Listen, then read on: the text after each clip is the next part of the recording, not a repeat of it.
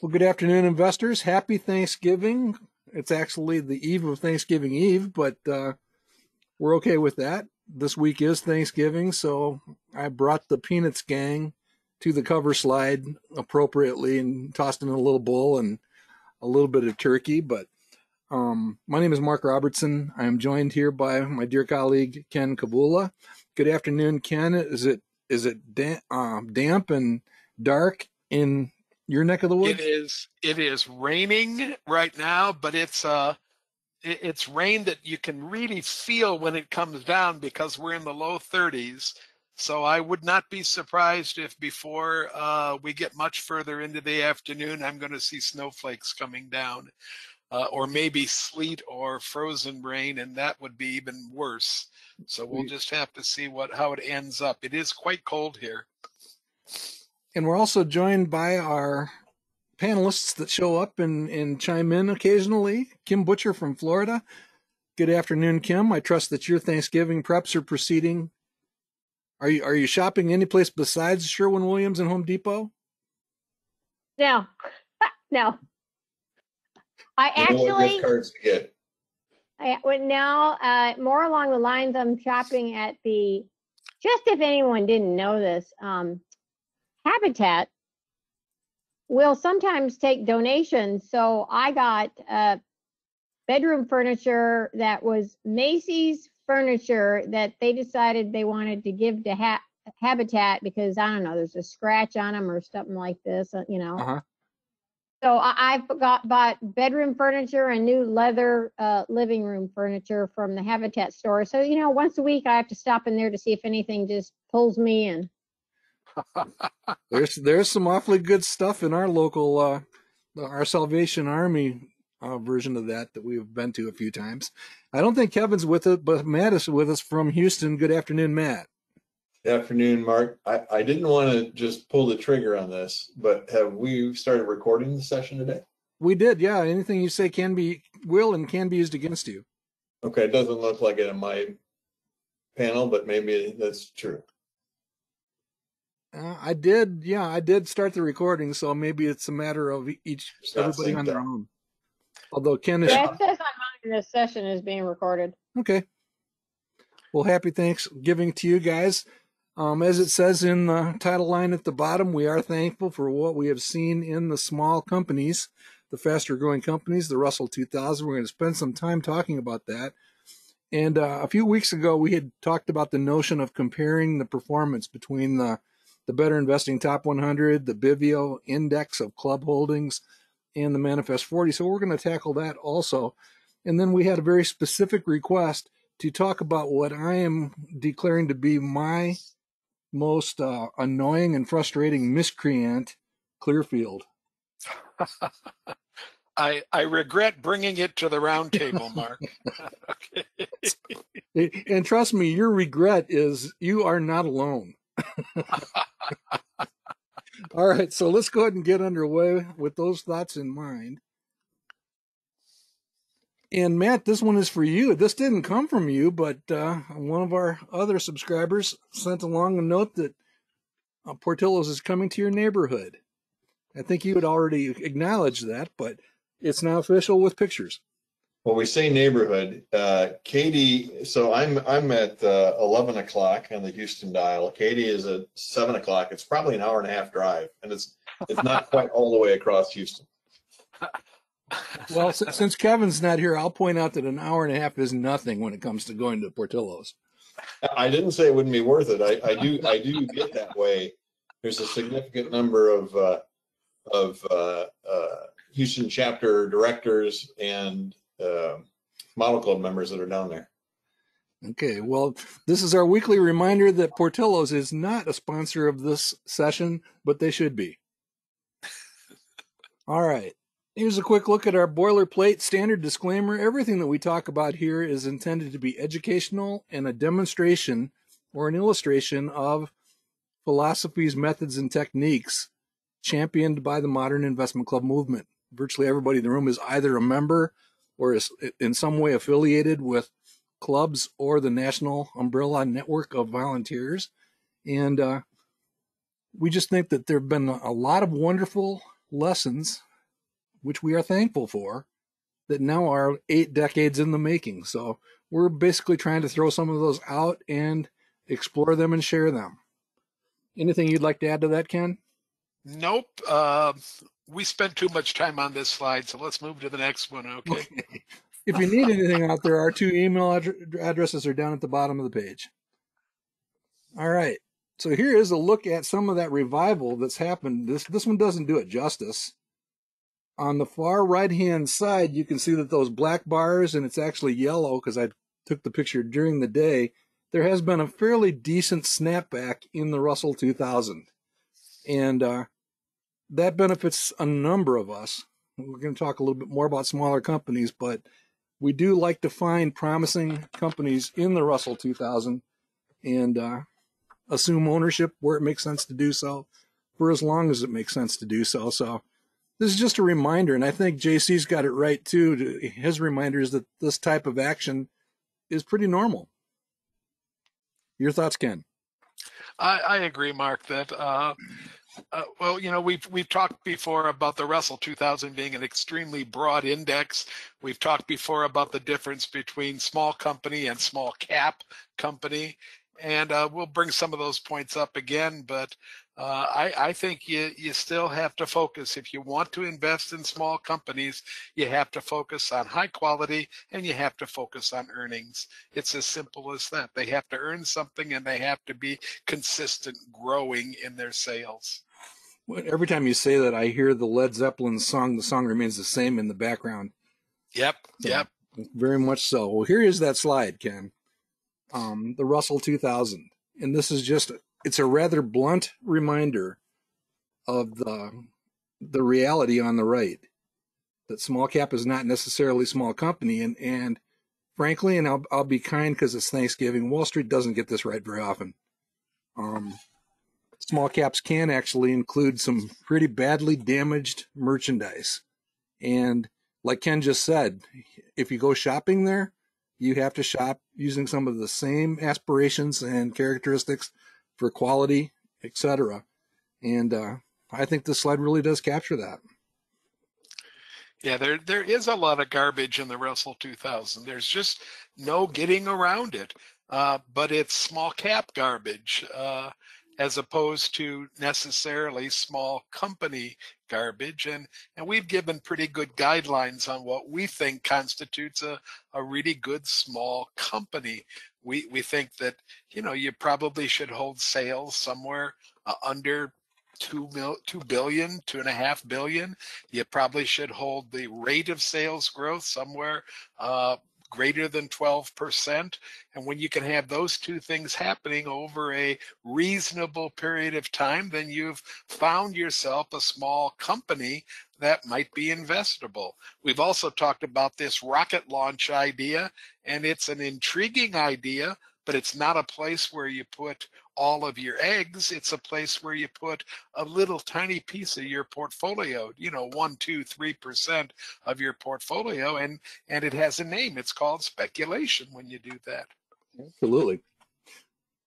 All right. And here's a quick look. I just grabbed the Vanguard Growth. The ticker symbol is VTWG. So what this is, it's basically taking the Russell 2000, kind of cutting it in half, and theoretically, and I'm emphasizing the word theoretically, sticking to the higher growth companies. So this is going to be the playing field where we most often spend some time. And again, as we have counseled for a long time, you still want to demand financial strength and consistent results and higher quality. And from top to bottom on that list on the left there's some awfully good companies that have served us well over the years. So these are hiding in the Vanguard Growth ETF. We're going to take a closer look at it a little bit later in the program, but it's a good place to go hunting. And Mark, is this just the top 25 holdings in that ETF? I think it is, and it definitely is sorted by quality. So it's the ones that have met the highest quality standards in there. So okay. You see quite a few. Some of them are a bit off the radar, but still kind of household names for us. Yeah, and we should just repeat, if there's anybody in our audience that's new, we should repeat that a high quality company is not necessarily a buy because it's high quality. It has to have a par value that's attractive, and it has to have some growth that's attractive in order to be a buy when it's all said and done. You can have really, really great high quality companies with extremely low par values and or extremely low growth values. I mean, you just go down 6 companies on this list. You notice Albany International is only growing at less than 4.5% anticipated growth going forward. So these are not all buys. They're not all ones that we would suggest that you immediately place into a portfolio, but it's a great list for ideas. It's a great place to go shopping and to submit some of these ones that have all the numbers in the right place, submit them to a further analysis and decide whether or not they fit in your portfolio. I'm recognizing 3 or 4 of them, Mark, that are on our small company list. Yeah, there's actually probably 6 or so of them on here that are on the small company list. So it is an interesting area to discover some opportunity. So we'll come back and talk about that a little bit more in a bit. Just a quick look at the housing market. Every once in a while, we try to pick an economic indicator and talk about this kind of stuff. And it's a wild place in the market. You've probably noticed, Ken, because I know you're neck deep in these companies.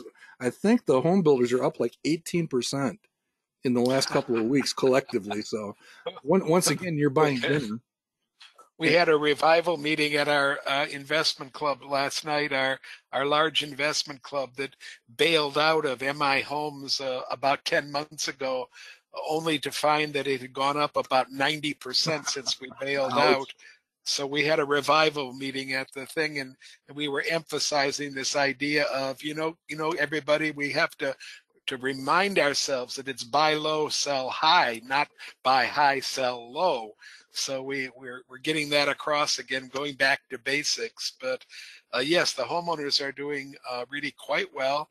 I think, Mark, that the entire industry it's a great one to use Cy Lynch's quote of are the problems that the homeowners are experiencing temporary or are they terminal? And I don't think any of us would suggest that the homeowners as an industry, at least, the home builders as an industry, is a terminal industry.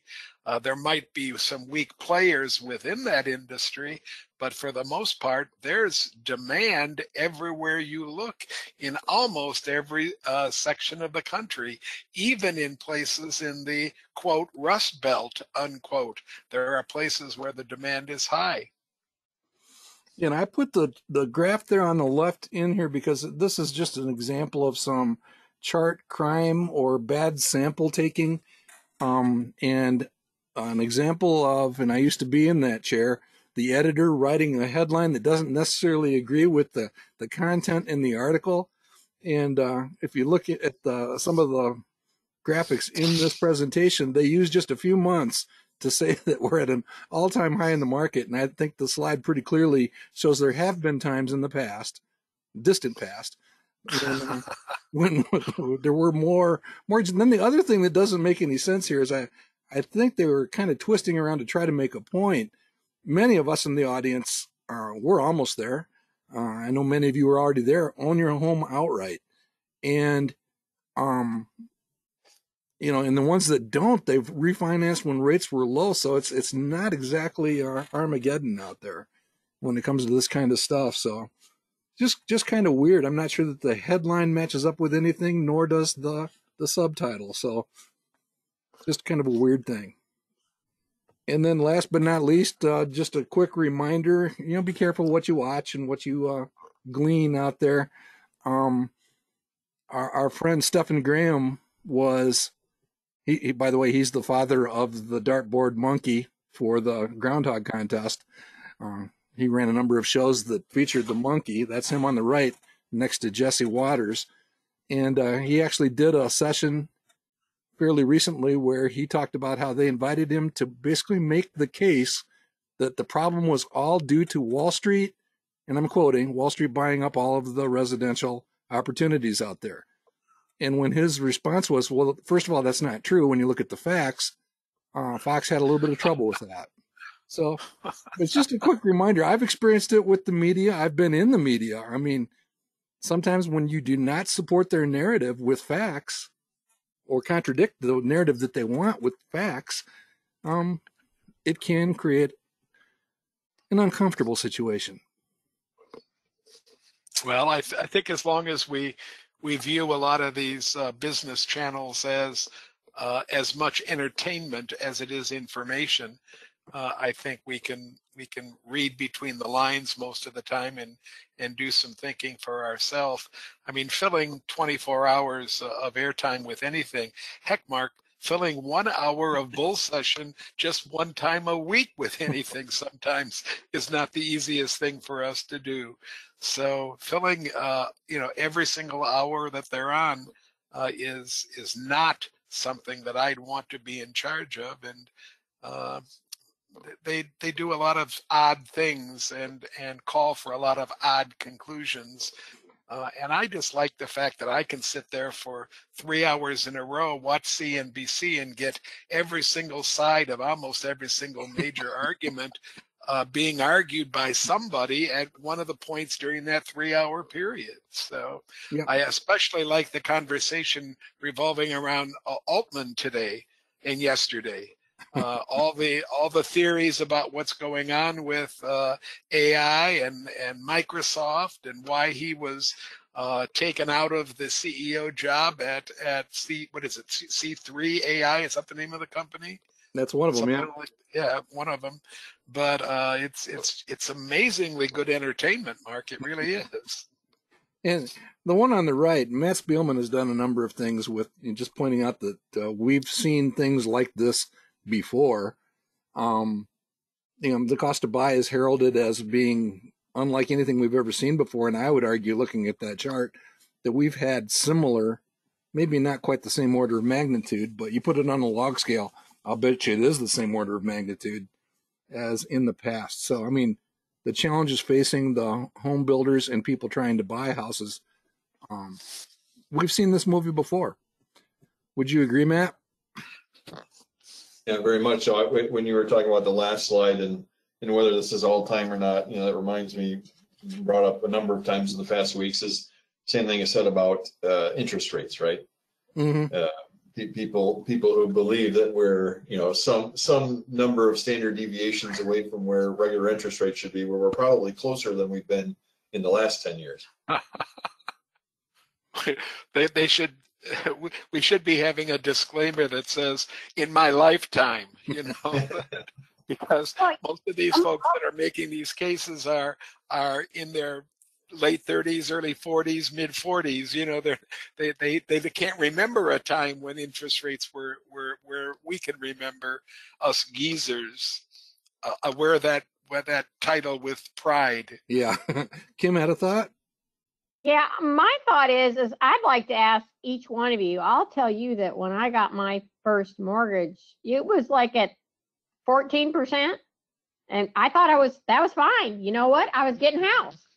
What did you guys have for mortgage rates? I'll see your 14 and raise it to 18.5 on my second house, Kim. Okay. Wow. Yeah, we had our Wheaton house near Chicago was at 12%.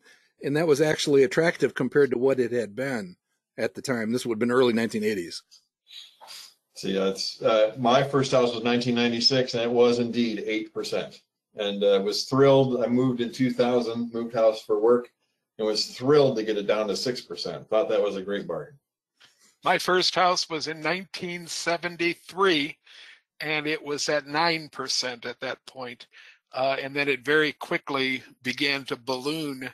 And then we moved 4 years later into the second house, and within that 4-year time span, my mortgage had ballooned to high double digits in the interest category. We were able, of course, to refinance that a couple of different times, and ended up somewhere just below 10, I think. But well, we're kind of basing ourselves in this wild ride.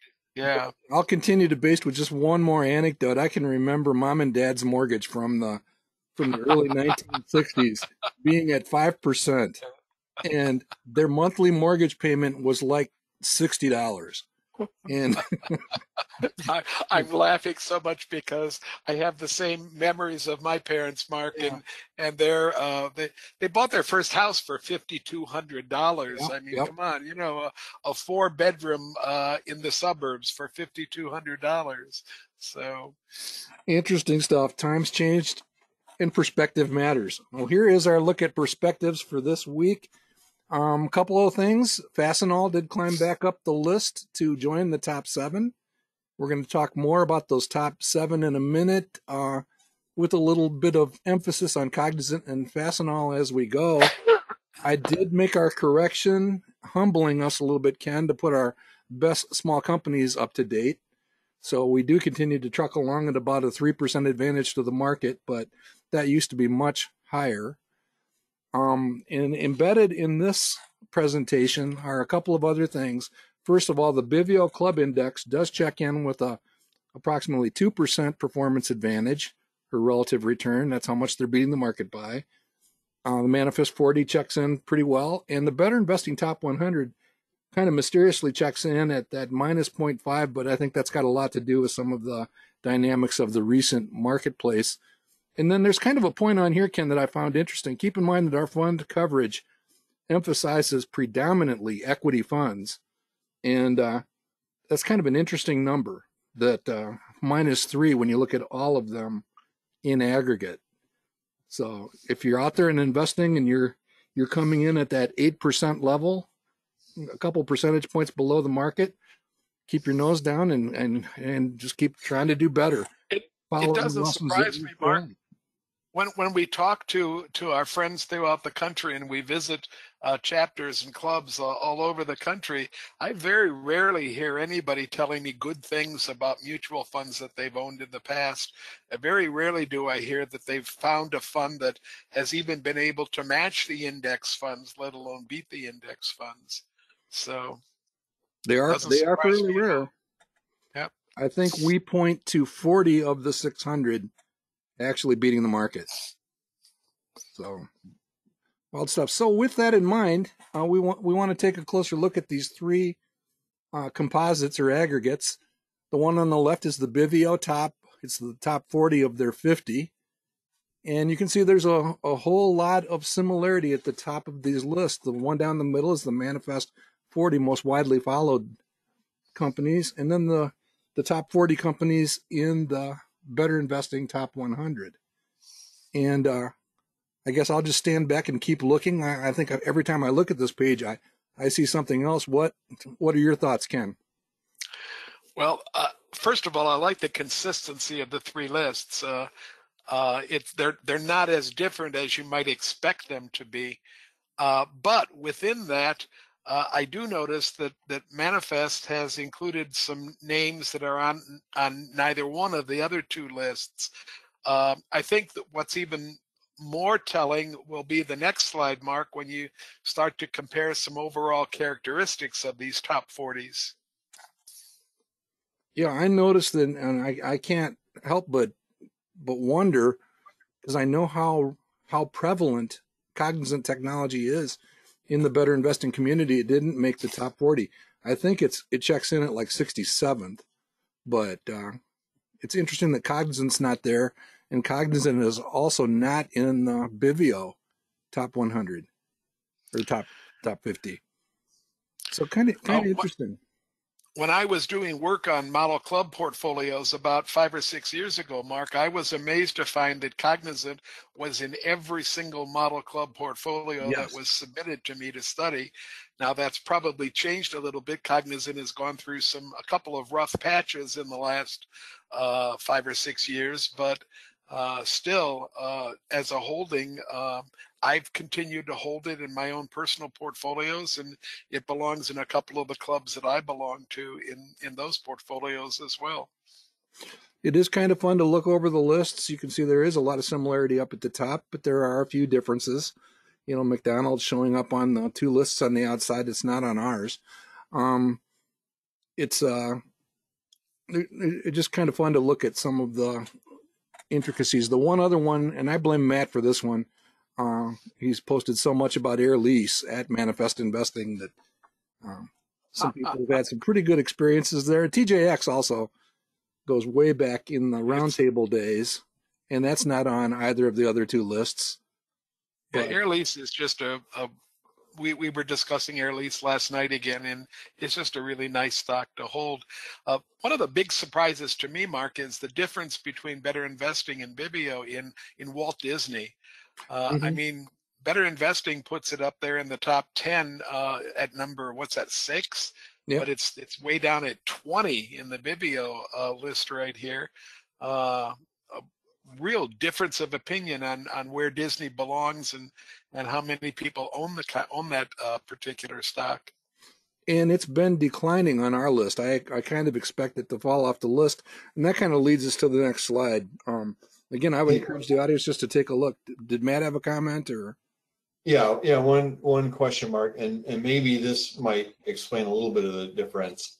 So I see the version of the Better Investing list is by a number of clubs holding, right? When they publish it, they also have sort of a total holding or dollar value on there too. Yes. If I'm reading Bivio right, is that by the market value? Essentially, it's weighted by the holdings, not just the number. And then could you clarify what Manifest is, if it's listing or if it's value? Yeah, you basically are looking at a blend of both. Manifest is going to be by number of dashboard appearances. So that's going to be similar to what Better Investing does by number of clubs. Right. Bivio is definitely by market cap. It's based on the real dollar value of the holdings, and Better Investing will also list it that way. When we put together the top Better Investing top 100 dashboard, that is what we use also, the market value, to compile that. Okay. So just wanted to clarify that for folks looking across the three. Now, the other thing that I want to point out is all of these are going to be subject to a large cap bias. In other words, the larger companies, the ones that appear on Ken's CNBC most often, are going to be pushed up these type of lists, and companies like Simulations Plus, are basically not going to make these lists very often. So it's just something to keep in mind, that large cap bias basically pushing a little bit more to the upside as we take a look at some of the other characteristics. So what do we see here, Ken? Well, I told you before we started the session, Mark, that I'm amazed at the consistency between all three portfolios. I mean, look at the quality, no matter where we're coming from, no matter which group of people we're sampling, our membership, whether it's Manifest membership or BI membership or a blend of both or whatever, understands and leans towards high quality companies. I mean, I don't see any real difference between 87.8, 91.3, and 90. They're all essentially the same number. Mm-hmm. And I think that par value also, that potential value in those lists is close enough. The old saw that if you buy enough stocks, you begin to mimic the market. And when you have 40 stocks that you're looking at, I would expect the par value to become closer and closer to 9.5 to 10.5, because that's the long-term average of the entire market. And especially when you give it a kind of a nudge towards larger companies, which of course there is a bias in that direction. So the consistency on this list is just kind of amazing. The only place that we don't appear to be consistent is in our growth numbers, our sales growth numbers. Yeah, and I kind of have a little bone to pick with the audience on this one. I really expected us to lead this, and you can see that we're in third place of 3, which is, and I'm just going to call it kind of a monument to stubbornness, because I'm guilty of that too. I think in many of our portfolios and dashboards, we hang on to those low single-digit growth companies, probably long past their prime. Disney might fall into that camp now, and in fact, Ken even did the blasphemous thing of mentioning Apple as a slower growing company before we got started. So yeah, I would love to see, and we've been talking about this with the Manifest 40 for the better part of a year and a half or longer, that it would be nice to see some faster growing companies penetrate that mix. I think the other problem, Mark, is that because it's so easy to create a dashboard in Manifest, we really are not getting any idea of which of those dashboards are in active play right now. I use dashboards for all kinds of reasons, sometimes just to collect an entire industry and then be able to rank it by various quantities, by various characteristics. Sure.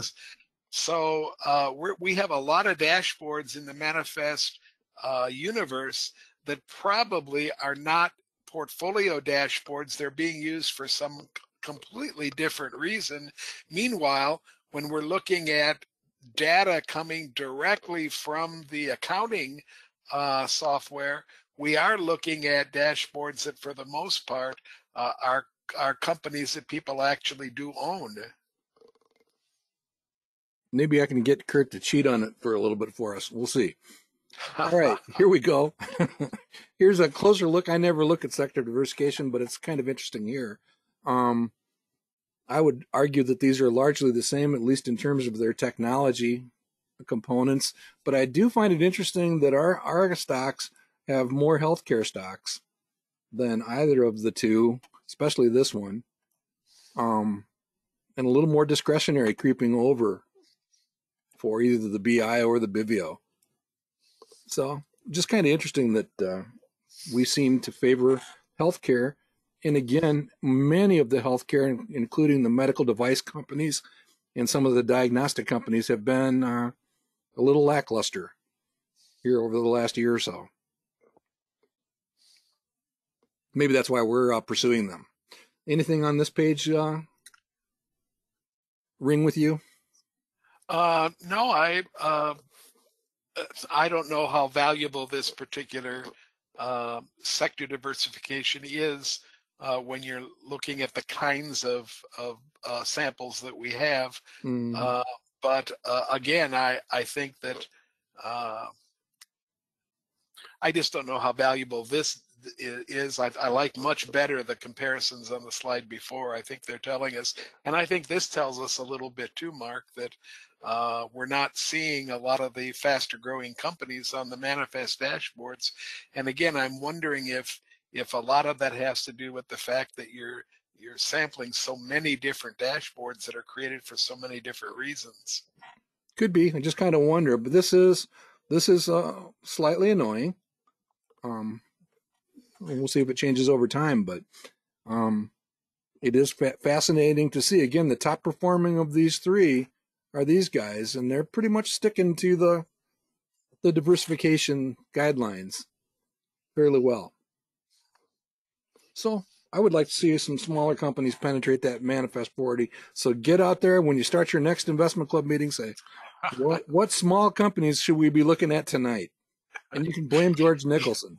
Either that or clean out a lot of your old dashboards, throw them away, delete them.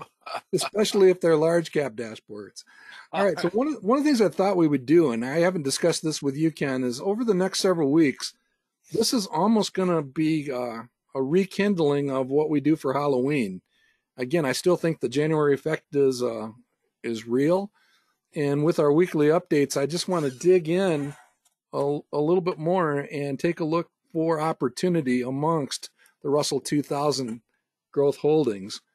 And here is a look at, first of all, there's a couple hundred companies that are not covered by Manifest Investing. And what I did here was take the top 120 that are uncovered by Manifest, and you can see the trailing 12 months for sales. I sorted them by relative strength index because I didn't know what else to use. So the ones on the upper left-hand side of this are theoretically potentially attractive. And I just think it might be an interesting exercise if I were to publish this list on the Manifest forum. And if anybody wanted to take a shot, I mean, I would love nothing better than for somebody to hold up their hands and say, hey, I just took a look at Mundy Holdings, and it looks like it's worthy of a closer look. So I don't know what you think, Ken. I mean, I'm looking at this West Rock Coffee. Never heard of the company. Mark, this is Um, exactly what in the early days of Manifest I used to be doing, is looking at all the uncovered stuff I could find, trying to get companies that we could add to the database. You had me in charge of, quote, finding small things, unquote. yeah. And I was doing that for 3 or 4 years. But I think it's a worthy exercise, and I think it's some of our folks that are newly retired, you can get yourself lost in this for days and days and days if you need to, especially when the weather gets nasty outside.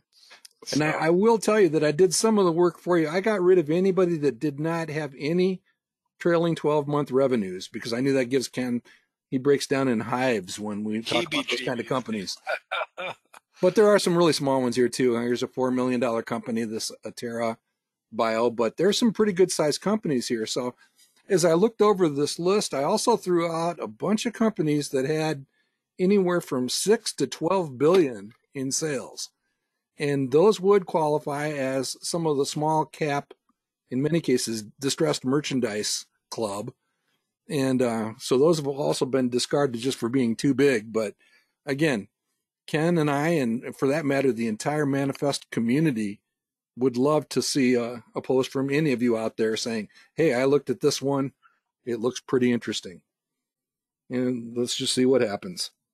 Yeah, I'm just searching right now for any names I recognize. And besides Krispy Kreme donuts, I'm not positive that I recognize very many names on these three lists here. So. Krispy Kreme is a reincarnation, so that one could Yes, it is. Yes, it is. All right, so consider the gauntlet thrown down. I'll probably post a version of this in the Manifest forum, and anybody who wants to step up and try to take a shot at some of these would be greatly appreciated. All right, so with that, here's our Groundhog Challenge. Going to pick on Clearfield a little bit today. Things are shaping up pretty well. Anytime I move from 34th to 20th, I'm happy. So that's a Thanksgiving moment all of its own. And Ken, you're right there with Herb, so there's more Thanksgiving. And yes, with Matt, it is. With Matt. And with Matt, the three of us together there. Okay. The three amigos. But I'm sure that it'll separate real quick. Who's the scorekeeper again? Ken continues to hold down. But it has been a good week. We've gone from an average return for our groundhogs from -7 down to -2.3. So we're headed in the right direction. We continue to see this spread, which again is larger than I've seen historically. Kathy Wood made quite a move. So she's probably willing to talk about stocks around the Thanksgiving table again. And Ken, you'll be relieved to know that the monkey continued to slide down the list. Now, more power to the monkey, okay? All right, so 48 groundhog portfolios contain Clearfield. Okay, and it has a relative return year to date of -90. So that's not a pleasant thing. And Clearfield, as I say, has done considerable damage to this year's contest. And in fact, amongst these, Marie just crept up into the number 40 slot. She also has Clearfield in the groundhog portfolio, but Dennis is the top ranked person at number 39 that happens to have Clearfield in the portfolio. So there's a whole bunch of people. It's dragging down the entire performance, and it has not been pleasant. And as Ken reminded me, he selected it for the round table a little while back and regrets it. And I apologize to all of you, okay? But we want to dive in and take a little bit closer look. Anything else on this page that you want to point out, sir? No, let's keep moving here. All right, so here it is. This is a letter that I received from a subscriber recently, and they're basically just asking. It actually was quite popular within the Better Investing community back then. I don't know, was it actually featured in Better Investing and I missed it, Ken, or where was the inspiration that brought it to the surface? Do you remember? My inspiration, Mark, was that it appeared on the small company screen. The predefined screen for small companies in the Better Investing screener. And that name just popped out one day. It never been on the list before, and suddenly it was there. And when you pull up an SSG prior to the last 6 or 8 months, you get yourself quite a growth story. The SSG looks really good. The price action was really good. I mean, you can see it in the value line graph right there. This stock didn't start to break down until the first month of 2023, but when it broke, it really broke. And the management was not especially eager, I think, to come face to face with the concept that they were going to have some issues. This company concentrates on doing internet connections, in putting up a wire for internet connectivity, and they specialize in doing it in rural areas. And evidently in the beginning of 2023, that rural business, just the bottom fell out of it completely. Yeah, and there was nobody that wanted to do it. Yeah. They specialize a lot in fiber optics, in, like you say, in rural conditions. And they also benefited greatly, at least theoretically, from I don't remember the name of the act, but the Inflation Reduction Act included some subsidies and that sort of thing. So those always make me a bit skittish. I will tell you, I have not warmed up to this stock. I really am hesitant about stocks that show this type of characteristic, especially when, some type of artificial subsidy or catalyst seems to be involved. And again, that's 2020 hindsight, but I had reservations from the get-go. This particular value line is only a few weeks old, September 8th being the time frame. So and with this value line, Mark, I'm looking at a PE ratio of 49.3 in this special kind of PE that they put together. And I'm saying to myself, that's a PE value of the owners of this stock not being willing to give up on the stock yet. We see this happening when earnings fall, and at the same time, price stays supported with hope. And I think that we have a situation where people are unreasonably still thinking that there's a possibility of a turnaround. It will be a very interesting December 8th value line.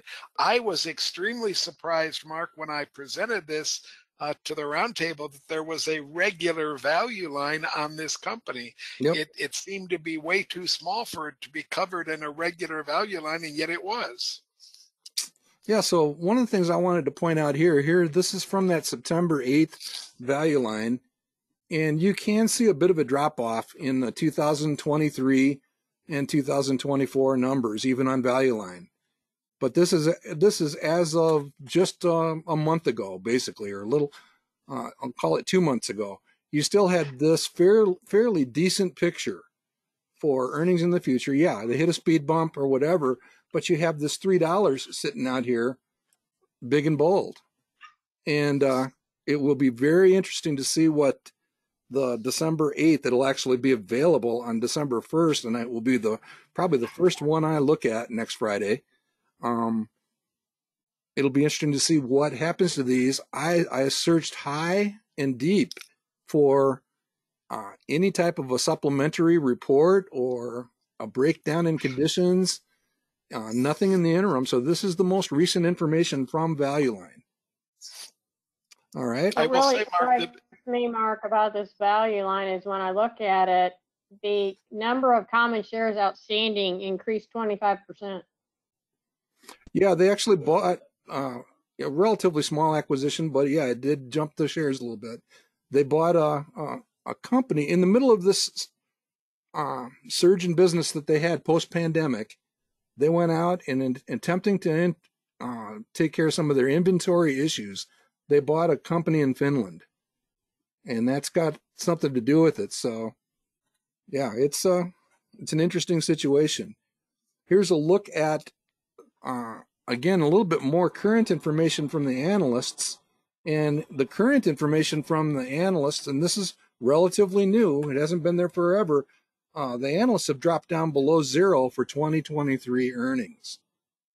And they're actually showing quite a flat spot and then a decline for the 2024 earnings. So it's going to be kind of interesting to watch. The thing that I took away from this, Ken, was, what did they know and when did they know it? And it's been out there for quite some time. And it's really kind of bothersome. This is not a new company. The company's been around for a fair number of years, and I hate to say that this was, when I did the study, it was a rule of 5 stock, but I think it was a rule of 5 stock. I'm not sure that you could have seen any of this coming back when it was presented to the roundtable. Oh, I don't think so either. Ty Hughes has his hand in the air right now. Ty, yourself muted. If you unmute yourself, you can go ahead and make your comment.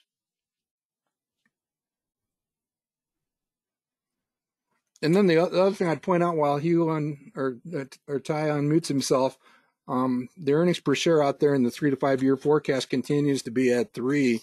It'll be interesting to see what happens with that next value line update. Okay.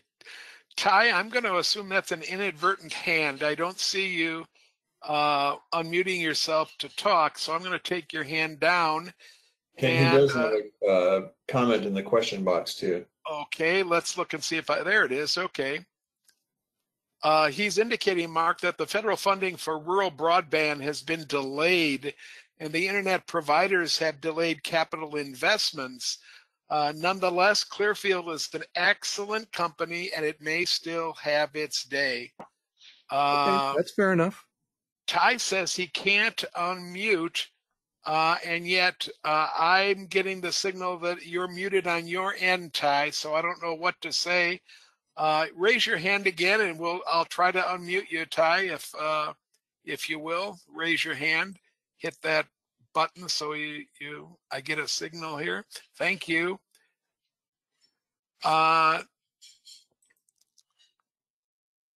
Here we go. Now there we go. You were muted twice. Okay, we're all set now. Ty, go on.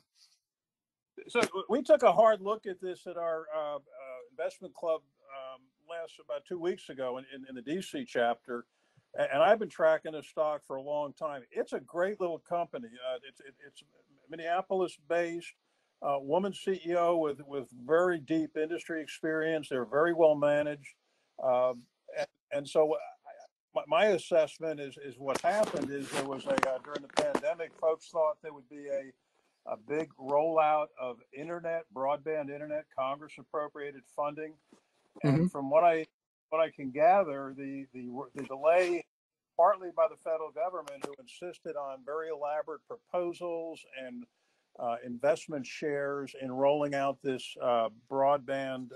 It's called BEAD, Broadband Equity Access and Development Program. There's about $20 billion sitting, waiting to be rolled out on that, and that has gone much slower than anybody had anticipated. And at the same time, the internet carriers, with higher interest rates and uncertainty about the recession, have held off on capital spending. So this company has a great little niche. Their product enables them to roll out broadband in rural areas and even in cities with much less labor than other products have. So it's a great little product. They also have a production facility in Mexico. They were anticipating a lot more product being sold, and so that's a drag right now on their earnings. It's hitting their profit.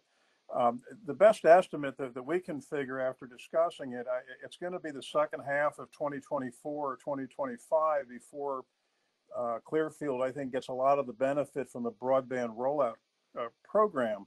They have very little debt, about $2 million in debt, almost insignificant. So it's we decided, we had a very small share in the club, so we sold it off. My friends and family investment club, we're hanging on to it. So nothing's going to happen real soon, but it's been kind of creeping up there a little interest in the stock, but it's a great company in many ways. And so, it might be one to keep on the list and look at when things start changing. It does sound like it's going to be too late to save the groundhogs. I also noticed the pretty deep divide between the par value and the prove value, Mark. I mean, 4% versus 13%, which might indicate that at some of the values that we're using to calculate the projected annual return, the par, some of those values might be a little bit on the weaker side. Maybe this is worth at some point a slightly higher PE, but at the moment there is a disconnect between those two numbers. Yeah, and I think you're right, Ken. You mentioned size terminal versus temporary earlier. I found this chart interesting. Again, I'm just peeling through stuff trying to figure out what might I have learned or noticed. This dates all the way back to May 5th, which would have been just 3 months into the groundhog. The analysts covering the company greatly trimmed their estimates, probably lining up with the news that Ty Hughes mentioned. And I do find it interesting that they can cut a price target in half and maintain the buy rating. So, and they weren't alone. Mark, do you have the date that we actually added it to the roundtable portfolio? Do you know that? I can look it up. I do not have it at my fingertips. Okay, it's not that important. Okay. Would have been before that, though. I'm pretty sure. Yeah. And here's a look at the fair value at Morningstar, just seeing how is that holding up, and it has had the decline that you can see on the right, but it is still checking in as Ty Hughes has suggested.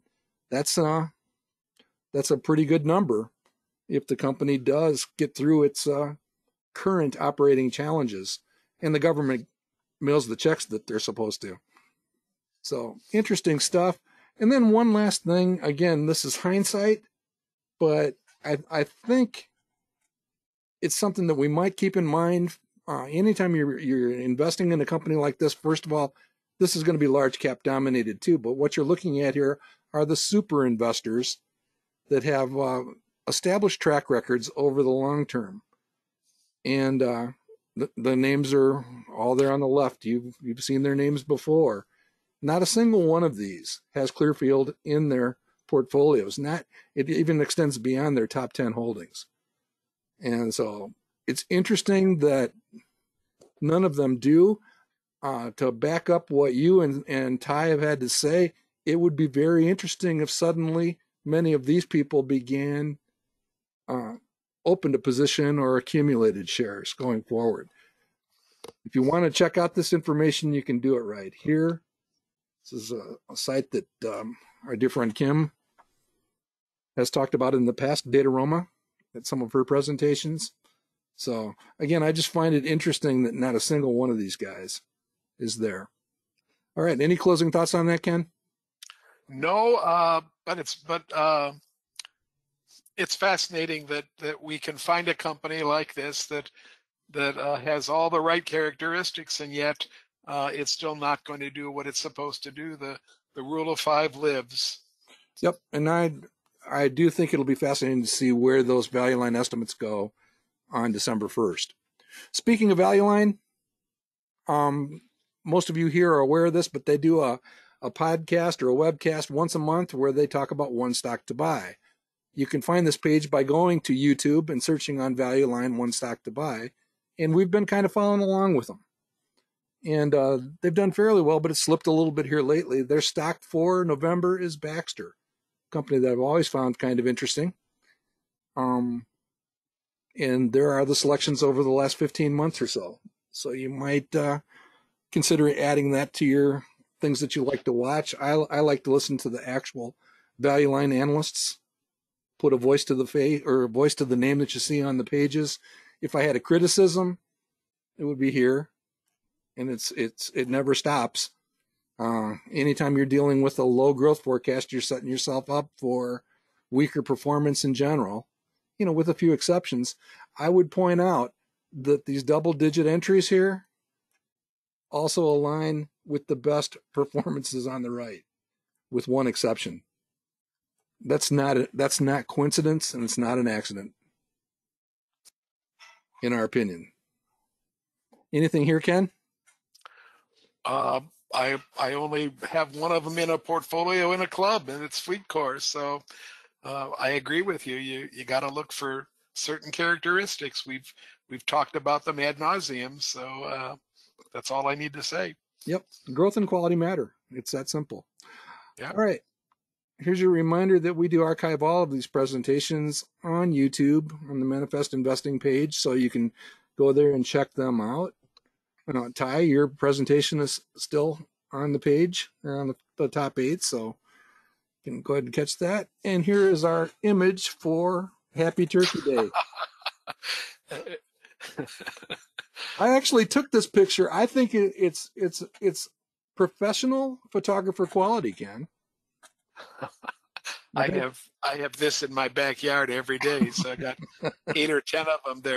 The Toms are collecting harems right now, and so there's one Tom walking around with 8 or 10 hens right now. So he's quite proud of himself. Yeah. Well, I say spare the turkey, eat more chicken and beef, and the ham. The ham is okay too, but the turkey. Benjamin Franklin considered it a noble bird, and I like Benjamin Franklin. So, all right. So with that, we will leave everybody with just the notion. We're grateful and thankful for the experience of this community. Thank you for all the things that you have all done for us.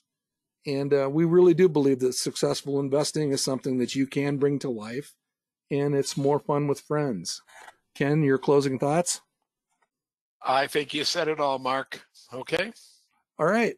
Everybody out there, have a happy Thanksgiving, and we'll see you soon.